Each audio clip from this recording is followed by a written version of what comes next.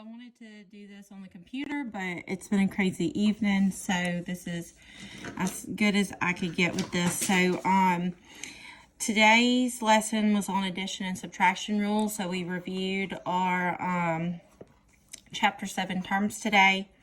It says you can use a rule to write an equation that describes a pattern between input and output, and we made a note that the input is what's going to be changed. That's the quantity that's going to be changed.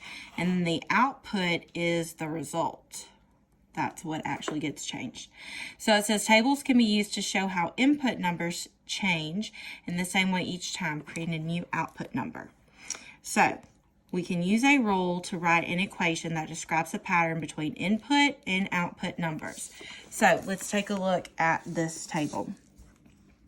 Example 1, Mr. Mathis is creating a table to show how input numbers are changed. Write an equation that describes the pattern in the table. Complete the table. So we talked about what this table consisted of. So here's all my inputs right here. Here's all my outputs in this column here. And before we even move forwards with this, we noticed that there was a variable beside input and a variable beside output. So if I needed a variable to represent my input, I would use X. And if I needed a variable to represent my output, I would use Y. So anytime we are given an input-output, anytime we're given a table like this, we're always going to look from input to output. Input, output. Input, output. So let's look at my input of 2 and my output of 9. So obviously the input increased, so it got bigger. So I'm thinking addition or multiplication.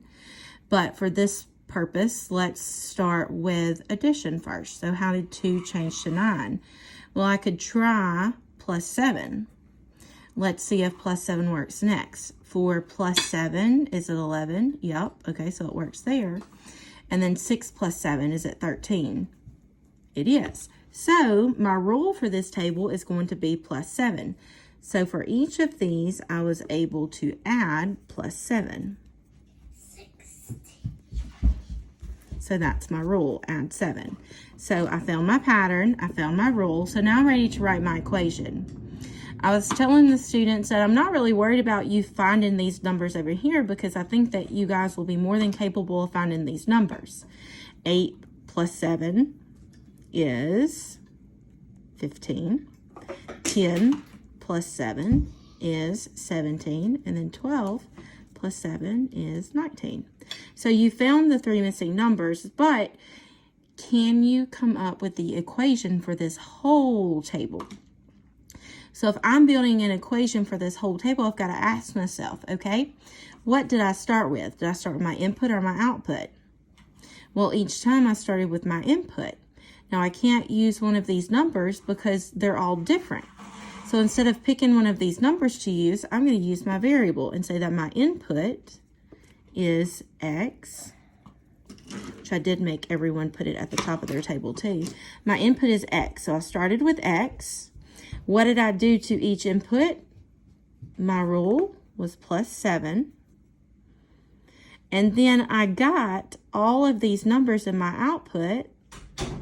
So the variable that represents my output is Y. So my equation for this whole table is input, which is X, plus 7, which is my rule, equals to Y.